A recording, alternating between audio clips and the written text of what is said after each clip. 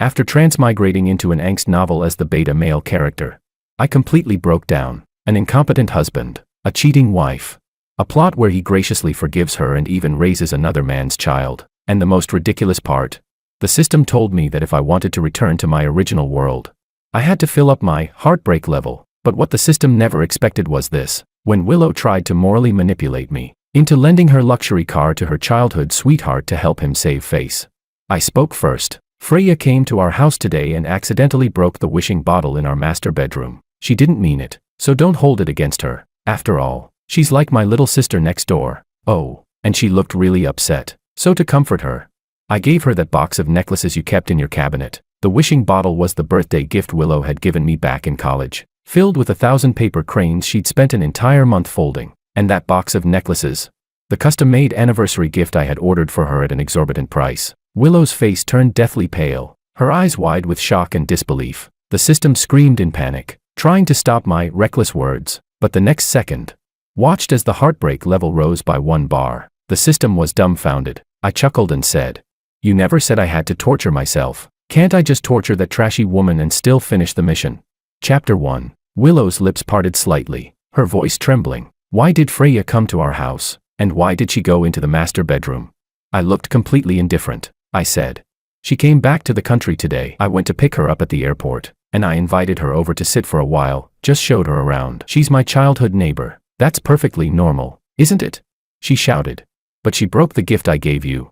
She screamed those words out loud. I rubbed my ear impatiently and said, "I know. Why are you yelling like that? It's just a glass bottle. It broke. So what? If you really mind it that much, I'll buy you another one." Willow's hand clenched tightly by her side. She shouted, "Is it about the bottle? There were 1,000 paper cranes inside, every one of them folded by me, each one filled with my feelings for you. How could you be so careless? And you even gave her the necklace I gave you for our wedding anniversary. What exactly is going on between you two? George, do you still even see me as your wife?"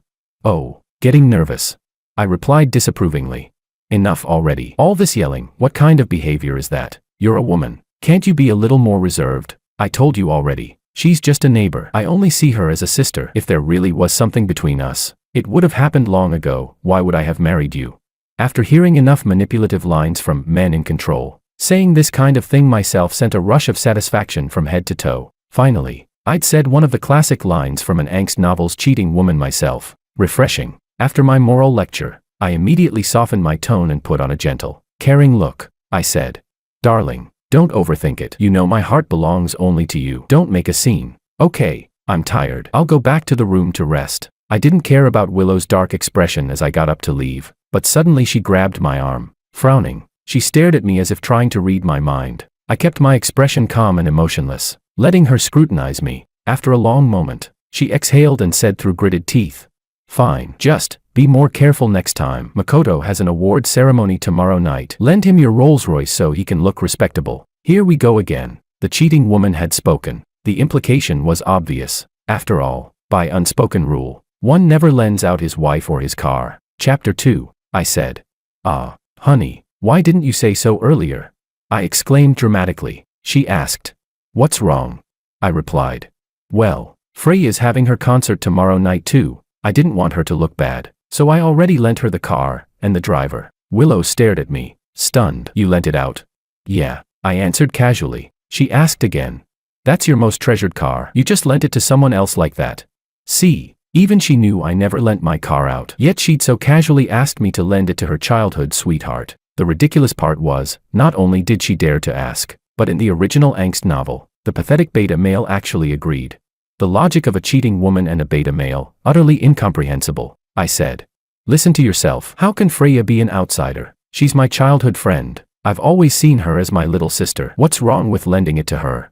Willow's face turned red. She looked at me as if I were a stranger. She snapped, "It's Freya again. You're doing this for her again." She was about to continue when her phone suddenly rang. She took it out, glanced at the screen, and pressed her lips together. Then she looked up at me for a long moment before turning away toward the balcony. Looks like her childhood sweetheart was calling to check on the mission progress. Too bad that mission was doomed to fail. I turned around coolly and headed back to the bedroom. Chapter 3. When I first transmigrated here, I almost lost it. I wanted to strangle the system, because this was the dumbest, most cliché angst novel ever written. The male and female leads had loved each other for 6 years and been married for 4.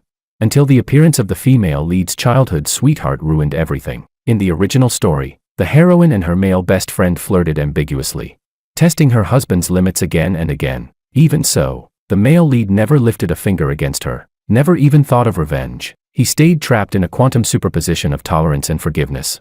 Until, in the end, he chose to walk away empty-handed, achieving a so-called spiritual victory. Only after he left did the heroine finally regret it all. I won't even start on what was wrong with the male lead, but that heroine, she was truly something else. If you said she loved the male lead, then why was she so fickle?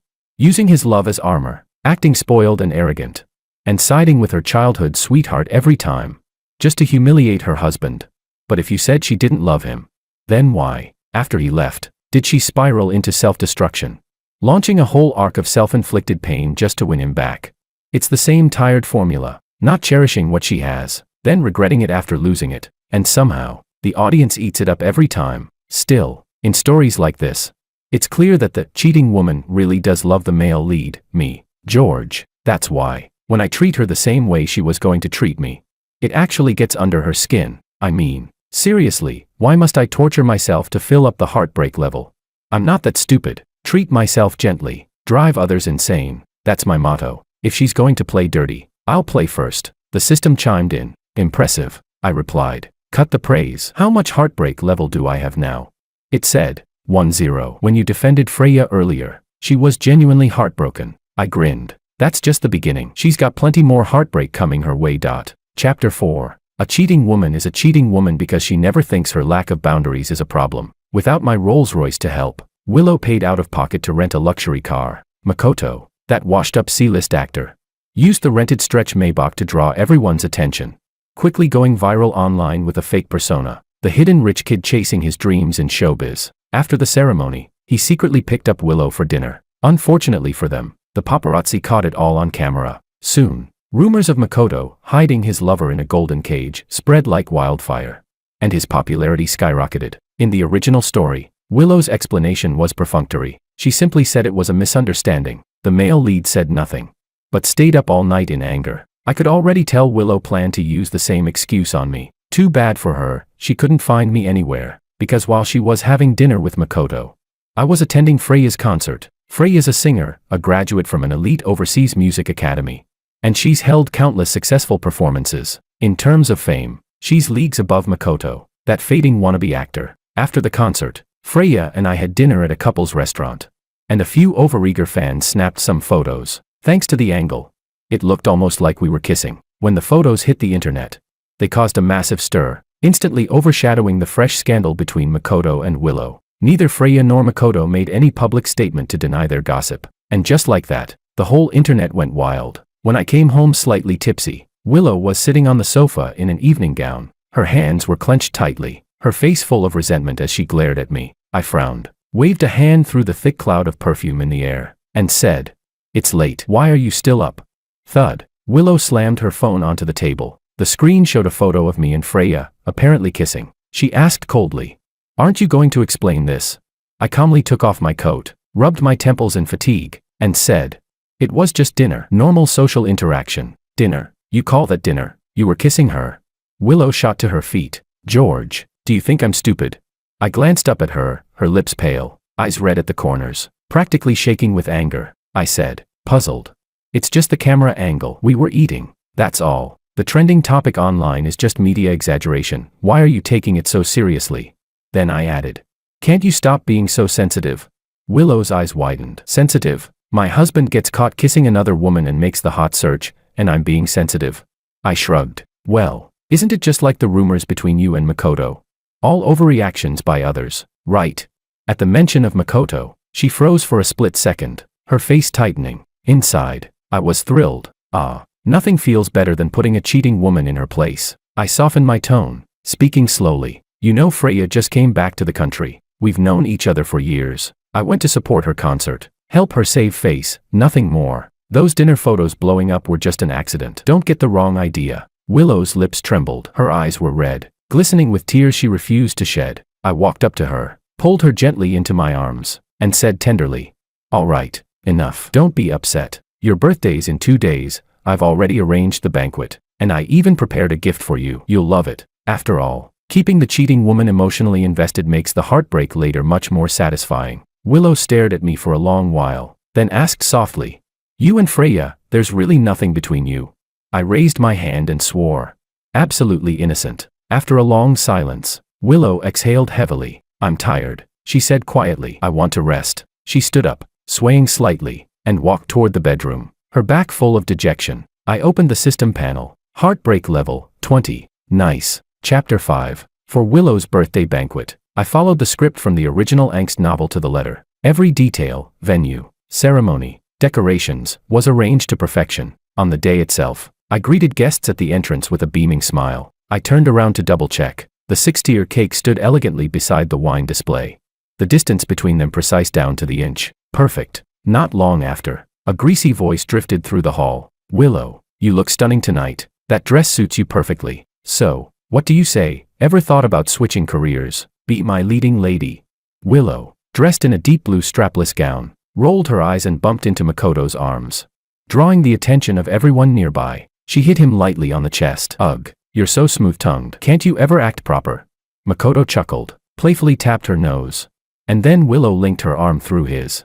As if he were her husband, not me. Makoto slapped his forehead theatrically. "Oh, right, I forgot to greet George." "Hey there, George, you really went all out for Willow, such a grand celebration. I can rest easy knowing my little sister married the right man." I didn't get angry. Instead, I folded my arms and looked him up and down with a faint smirk. Makoto pretended confusion. "Why are you looking at me like that, George? Did I say something wrong?"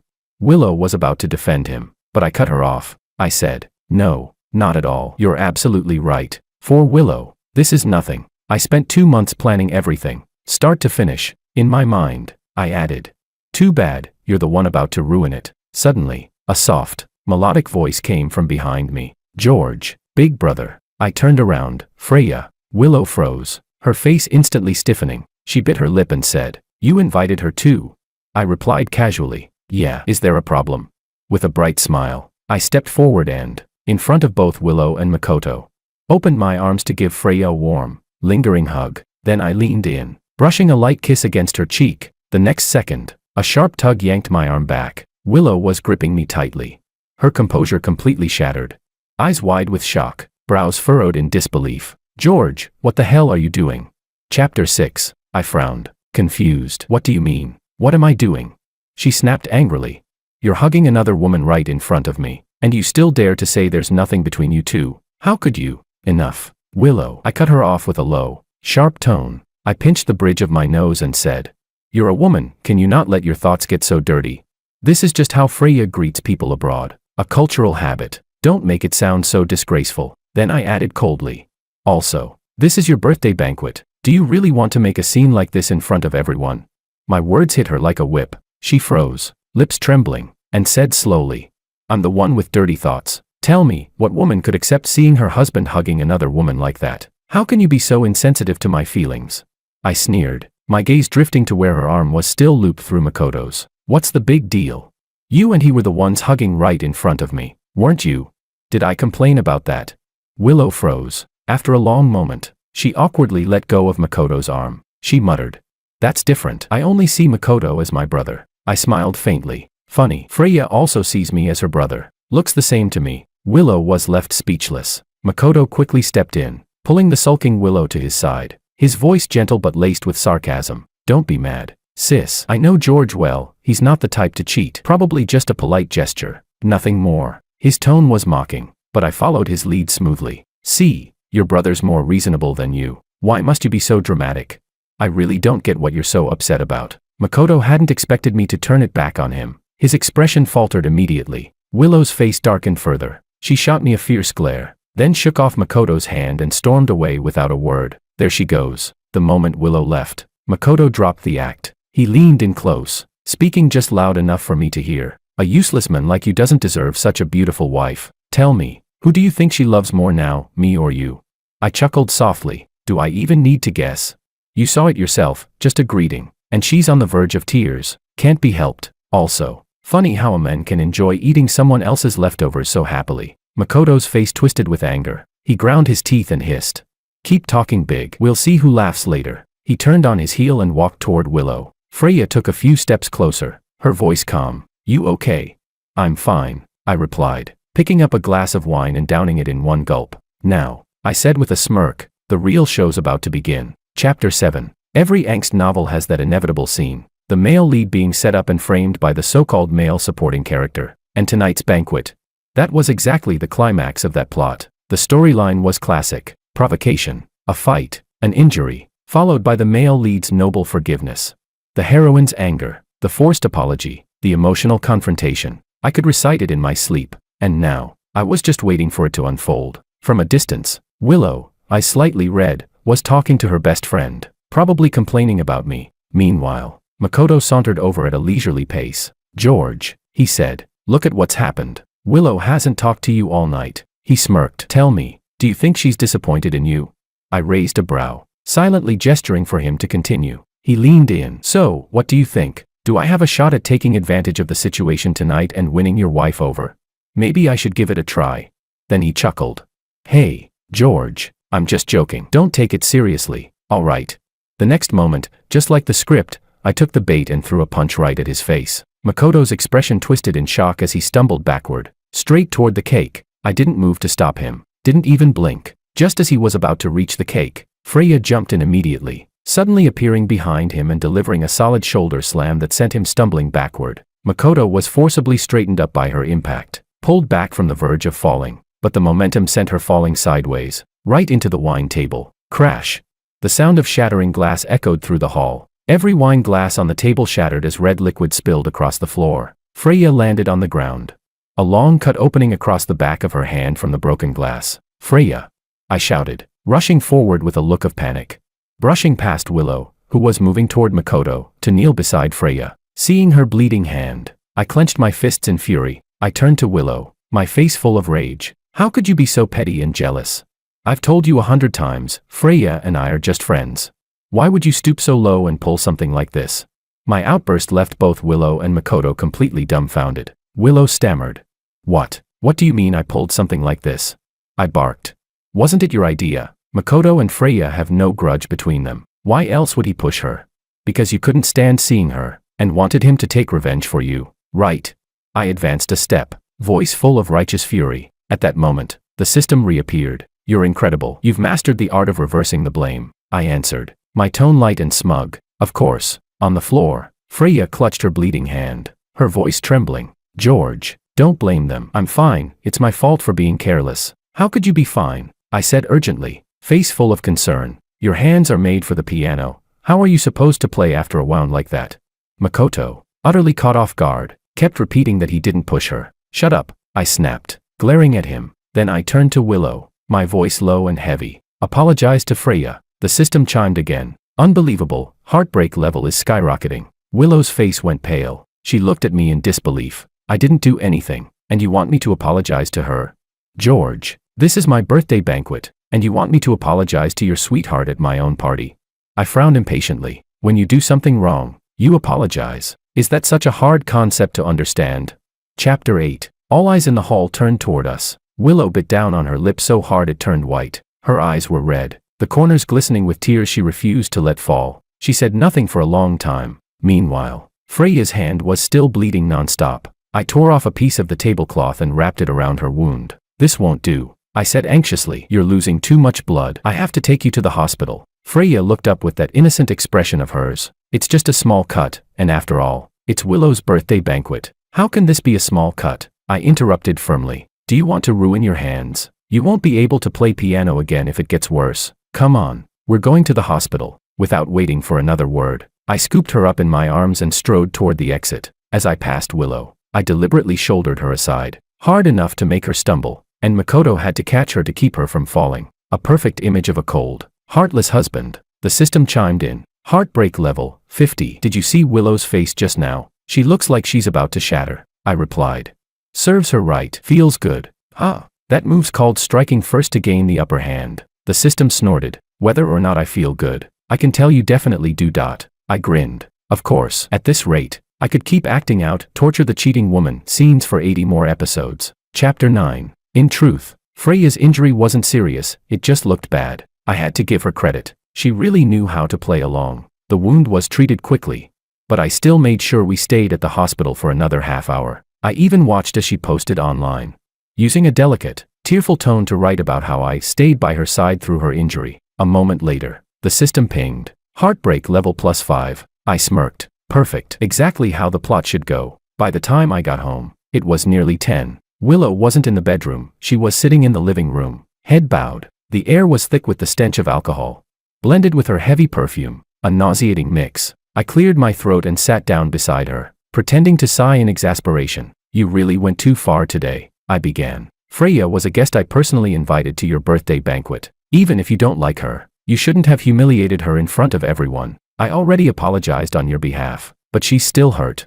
You should find a chance to apologize in person, too. Willow lifted her head slowly. Her bloodshot eyes locked onto mine, then drifted downward, fixing on the faint lipstick mark on my neck. Her eyes widened, fury flashing like a spark ready to ignite. I calmly scratched at the mark and said, "Don't overthink it, mosquito bite." Before she could respond, I quickly changed the subject. "Oh, right."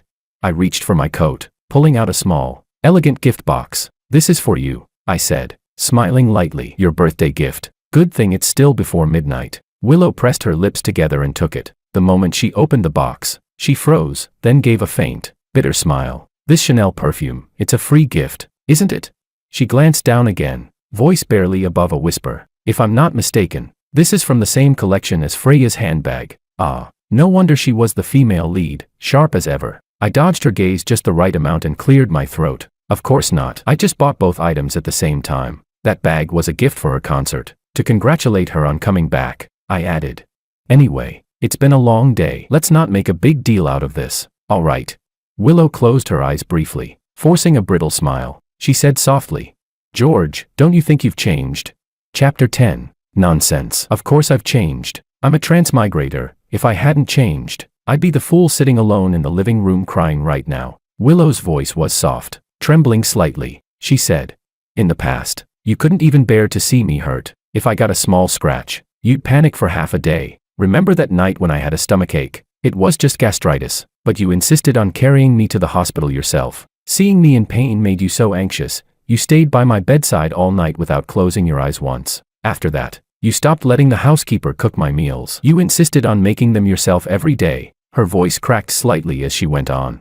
"And on our second anniversary, I folded 1,000 paper cranes for you. You were so moved, you hugged me and said you'd keep my 1,000 wishes forever. That when we're old and gray, we'd open them together and relive our story, telling it to our children and grandchildren. We've been through so much together. So why did you change, George?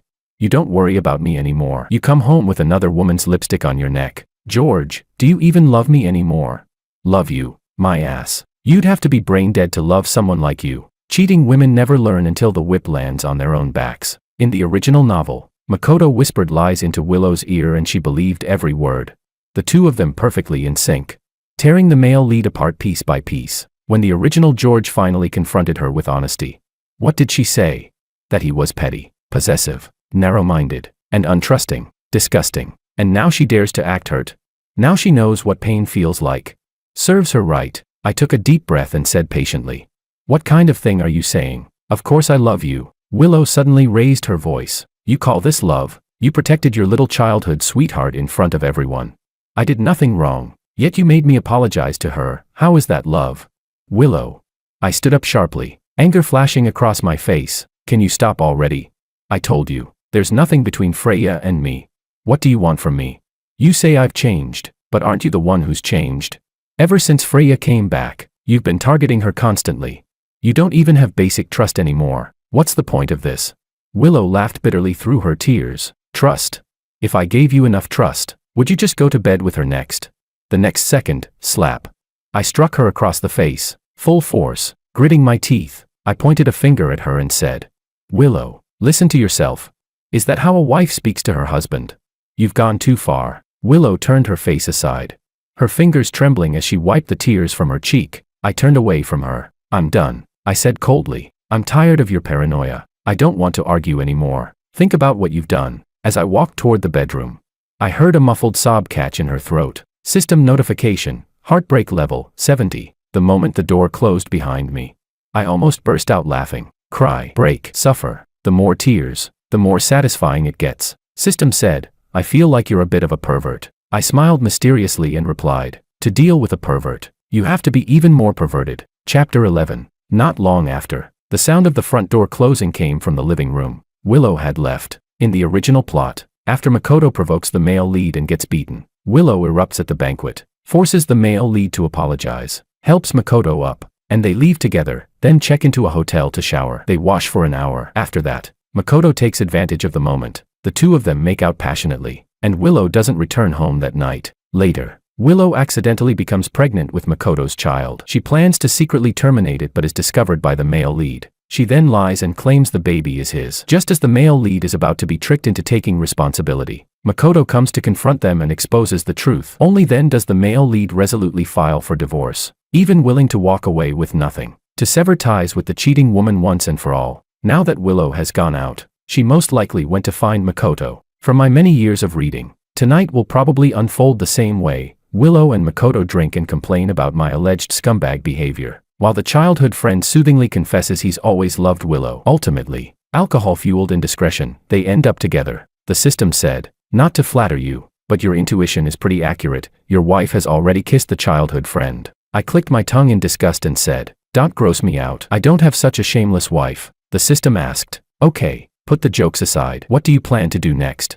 I replied, keep tormenting her. The system warned, Willow has already slept with the childhood friend. If you keep provoking her like this, aren't you afraid she'll truly give up on you, fully side with Makoto, and file for divorce? Then how will you torture her later?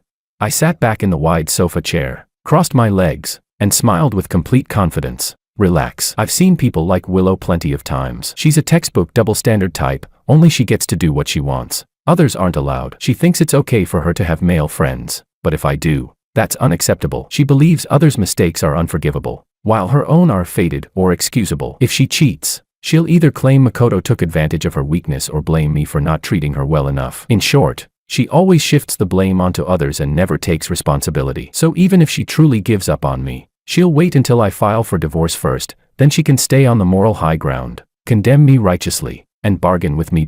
I paused, then continued, even if, hypothetically, she really does file for divorce, I'll torment her to death before I file, not just psychologically, also physically. Chapter 12. The next day, Willow didn't come back until nearly noon. I sat in the living room, scanning her disheveled clothes with a silent look. Her expression was awkward. I asked, where did you go last night? She bit her lip and said, nowhere. I was in a bad mood, so I went to my best friend's place. I saw through it but didn't call her out. I withdrew my scrutinizing gaze, feigning indifference. I said, if you've calmed down, apologize to Freya tonight. She has an interview this evening. After that we'll have dinner together. Willow froze. Her already reddened eyes became even more bloodshot. George, I didn't come home all night and you don't ask who I was with. You just tell me to apologize to Freya. Oh, this is interesting. If I pressed for details, she'd blow up to cover her guilt and then accuse me of not trusting her, of being too controlling. If I ignore it, she gets upset. Classic. I asked, why would I pry? Didn't you say you were at your friend's? I understand you're upset about Freya, but running away won't solve anything. Freya didn't accuse you of hurting her on purpose. She already gave us face. An apology is the least you can do. Don't confuse right and wrong. Willow exhaled angrily, face flushed, spat out something unreasonable, don't expect me to apologize, and slammed the door to the bedroom. I leaned back in my chair, ready to nap a bit more. I didn't really expect Willow to apologize. I just wanted to make her feel disgusted on purpose. Chapter 13. Over the next few months, I kept up a deliberately ambiguous relationship with Freya, just enough to keep Willow on edge. But whether she had gotten used to it, or Makoto was doing a good job comforting her, I didn't know. The heartbreak level stayed stuck at 85 and refused to move. The system, clearly anxious, said, think of something. Your usual tricks aren't working anymore. If this mission fails, we're both screwed. I stretched lazily and said, what's the rush? The real drama hasn't even started yet. Haven't you noticed Willow's starting to show? Ah yes, the congratulations. You're not the father plotline still hadn't triggered. Besides, I hadn't yet submitted all the evidence I'd quietly gathered on Willow and Makoto to the police. Just as I said that, the doorbell rang. See, the show's coming to us. Sure enough, standing outside was Makoto, his face glowing with smug satisfaction. Just like in the original story, he swaggered in, plopped himself down on my sofa, and pulled a document from his pocket. I calmly pressed the record button on my pen, then picked up the report with a frown. What's the meaning of this? I asked. Makoto grinned. Exactly what it says. George, Willow's pregnant. He leaned back with a smirk. She didn't tell you, did she? Do you know why? I pinched my thigh hard enough to make my voice tremble with pain. You're saying Willow is pregnant with your child? He spread his hands. Of course, why else would I be here? I clenched my fists, my voice rising. No. I don't believe you. Willow told me herself, you're just like a brother to her. You're lying. Makoto looked at me like I was an idiot. Wow, you actually believe that brother crap? He gave a mocking laugh. Think about it, on Willow's birthday, she didn't come home. Right. Guess who she was with? I stayed silent, deliberately dragging out the pause. He continued, smirking wider. You really are clueless. She's already showing. And you didn't even notice. I was waiting for you to come confront me, but you're too pathetic. So I had to come myself. Then he puffed out his chest and declared, let me be blunt. I'm the eldest legitimate son of the Ito family, only heir of 3 generations. We're counting on Willow to continue our bloodline. So that child, he can't take your surname. Do us both a favor. Pack up your things and get out. For a second, I was genuinely stunned. Eldest legitimate son. What is this? The Qing dynasty? I cursed him 10 times over in my head before replying coldly. This is just a medical report. It could easily be faked. Even if Willow is pregnant, what proof do you have that the child is yours? I've been married to her for 4 years. I refuse to believe she would betray me. Makoto's smug grin faltered. He clearly hadn't expected that. He jumped up, furious. Fine. He snapped. You don't believe me. I'll make you believe me. He scrolled through his phone and shoved it in my face. On the screen, 2 naked bodies tangled together. The audio, very explicit. I blinked, speechless. Oh God, my eyes. The video played for 20 excruciating minutes. Then Makoto said smugly, now you believe me. Huh? I made my voice shake even more, feigning rage and heartbreak. You actually. How could Willow do this to me? How could she? I buried my face in my hands, looking every bit the broken, cuckolded husband. Makoto sneered. Face it, George. The proof's right here. Willow and the baby, they're both mine. Be smart, walk away clean. Give us your house, and stop embarrassing yourself. With that, he stood, chest puffed out in triumph, and swaggered out the door. Chapter 14. Honestly, I've always thought Makoto was kind of dumb. No matter what. Even as a C-list washed-up actor, he's still a public figure. And he didn't even try to hide this sordid stunt. He slapped it right in front of me. The internet crowd eats that kind of gossip up. In the original story, the male lead kept a low profile and rarely revealed his identity on social media. Willow never officially announced she was married either. So when Makoto and Willow got cozy, the onlookers just thought they were a good match. So when I uploaded the recording online, along with our marriage certificate and a sensational post accusing Makoto of destroying a marriage, it didn't even need paid promotion. It shot to number 1 on the trending list on organic traction alone, with a bright red tag that screamed, breaking. Makoto was dumbfounded. He never expected me to publicly humiliate him like that. The system told me Willow found out and was so distraught she suffered a threatened miscarriage and had to be hospitalized to protect the pregnancy. Paparazzi chased her on the way there, which only sealed the proof of her affair with Makoto. After that, Willow called me more than 40 times. I didn't pick up a single one. You can guess what she wanted to say, how cruel I was, that no matter how wrong she'd been, a man shouldn't treat his former bed partner like that. I'm not that bored to listen to her whining. Besides, I was still brewing something big. Heh. Chapter 15. When Willow finally recovered enough to confront me, I wasn't at home or at the company. I was at Freya's private piano studio, where she usually practiced. It took Willow quite a while to track me down. Of course, that was because I'd intentionally leaked my location. I asked the system, where's Willow now? Is she upstairs yet? Just came up the stairs, almost at the door. It replied, you can start your performance. I cleared my throat, instantly slipping into character. Looking into Freya's eyes, I said with dramatic sincerity, my feelings for Willow were all fake. How could she ever compare to you? If you hadn't gone abroad, she would have never had the chance. She was just a stand-in, can't you see?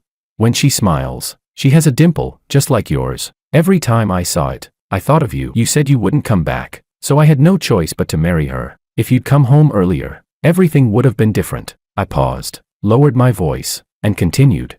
Makoto, I'm not even angry. Whatever she does with him, I don't care. The only one I care about is you. Actually, I should thank Makoto. What an idiot. He just handed me the perfect excuse to divorce Willow. Now that she's the one at fault, I can dump her and keep all my assets. Freya, once the divorce is done, I'll marry you right away. Okay. Bang. The door burst open, Willow stood there, pale as a ghost, eyes wide and trembling violently. Her voice cracked with fury as she forced out each word. George, is that true? All these years, you've treated me as a replacement. Our eyes met. For a second, the entire room froze. Freya leapt up from the piano, terrified, and hid behind me. Willow clenched her teeth so hard it sounded like grinding stone, her expression pure rage and heartbreak. After a suitable pause of shock, I let out a cold laugh and said, "Well, since you've already heard everything, there's no point in hiding it anymore." "Yes, it's exactly as you heard," Willow snapped. Her composure shattered completely, her voice was raw, desperate, and trembling. "I gave you my heart for over 10 years. You were playing me this whole time. Is that what my love means to you, just a joke?" I furrowed my brow, feigning confusion. "Why are you so angry? Didn't you sleep with Makoto? You even have his child now, what right do you have to judge me?" Then I smiled thinly. "Oh right, remember your birthday night? You weren't home, were you?" "Well, guess what? I wasn't home either." I slid my arm around Freya's waist, pulling her tightly against me, my gaze sharp and deliberate. "Wanna take a guess who I was with?" Chapter 16. Willow completely lost control, her eyes bloodshot. She raised her hand and lunged toward Freya, but before she could reach her, I caught her wrist in one swift motion. A second later, slap. Freya followed my lead perfectly, landing a sharp backhand across Willow's face. Willow clutched her cheek, stunned for several seconds before the pain set in. Her face twisted from the burning sting, and she looked utterly disheveled and pitiful. A low laugh rumbled from my chest. The system commented, "Ease up a little. Even cartoon villains don't laugh as wickedly as you. Can't help it," I replied with a grin. "It's just too damn satisfying. If every angst novel could unfold like this, I'd be the happiest man alive." I asked, "How's the heartbreak level now?" 9.5. It replied, "Perfect. Just one final blow to finish it." Willow gripped the edge of the table to steady herself. Her complexion was gray, her expression hollow. "I must have been blind," she said bitterly. "I should have seen what kind of beasts you two really are." "George, aren't you afraid of retribution for what you've done?" I smiled calmly. "There you go again, retribution. Really? Look who's talking. You know perfectly well what you've done. If anything, this," I gestured around us, "is your retribution. And it's not even over yet." Right as I finished speaking, heavy footsteps echoed from the hallway. A group of police officers marched in, efficient and professional. Two of them stepped forward and grabbed Willow by each arm. "Miss Liu," one officer said, "we've received a formal report accusing you of embezzlement and misappropriation of company funds during your tenure at WL Corporation. Please come with us to cooperate with our investigation." Willow froze, color draining from her face. Then she slowly turned toward me, her voice trembling. "It was you." I maintained a polite, almost gentle smile, and gave a small nod. Her voice cracked into a scream. "Why? You said you gave me financial control because you trusted me, because you wanted me to feel secure. Now that you don't love me anymore, you're using it to destroy me. George, how could you be this cruel?" I chuckled softly. "Oh, Willow, wrong again." I raised one finger and wagged it lightly. "You really never change, do you? Always blaming others. You did embezzle. You did misuse company funds. And yet here you are, accusing me for giving you the authority to do it. You've spent your whole life cleaning your hands of guilt, pushing every mistake onto someone else. Maybe you're used to getting away with that with me. But try saying those words to a judge. And see if he lets you off the hook. See if the law indulges you." Willow's body went slack. The last spark in her eyes dimmed out completely, pure despair settling in its place. From the evidence I'd gathered, the amount she'd siphoned was enough to earn her 10 years behind bars. Of course, since she was pregnant, she'd probably get temporary parole until the baby was born. That was fine. Sooner or later, the child would come into the world, and she'd go right back to serving her sentence. Like I said, my punishment wouldn't stop at emotional pain. As the police led her away, Willow paused at the doorway. She steadied herself on the frame, turned back with trembling lips, and asked, "George, let me ask you one last thing. Did you ever love me?"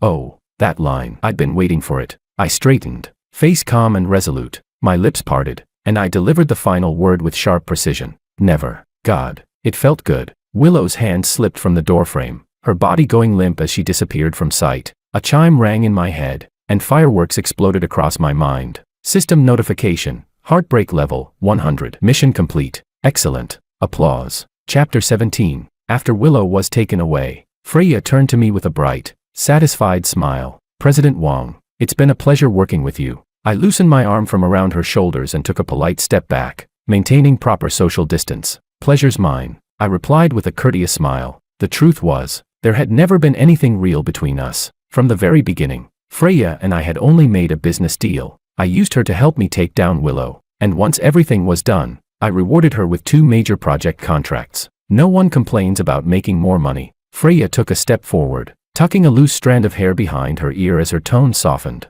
President Wong, honestly, I've always admired you. I'm drawn to powerful men, the kind who stay calm in any situation, who can analyze problems for me and guide me through them, men like you. Stop. I raised a hand, palm outward, cutting her off before she could continue. Sorry, I said flatly. I'm not interested in anything romantic right now. I'm speechless. Every single one of you, just stop trying to get involved with me. One after another. Everyone wanted to get involved. I waved dismissively and turned to leave the piano room. The sun outside was dazzling, almost as if it were celebrating my victory, its golden light spilling over everything, warm and triumphant. I asked the system.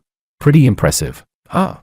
Impressive indeed, it replied. You really opened my eyes. Interested in long-term collaboration? I've still got a few scripts where you can play the villain. I rolled my eyes. No thanks. I'm not truly evil, just strategic. Call it moral counterattack against cheating women. My only wish in life is that cheaters stay far away from me, and world peace. Oh, and tell your system department to stop churning out those pathetic angst novel storylines. All that emotional self-torture, it's exhausting. I'll try, the system said helplessly. Whatever, not my problem. I just hoped my brothers out there would learn to open their eyes when it came to women. Now, there was only one thing left to do: go home.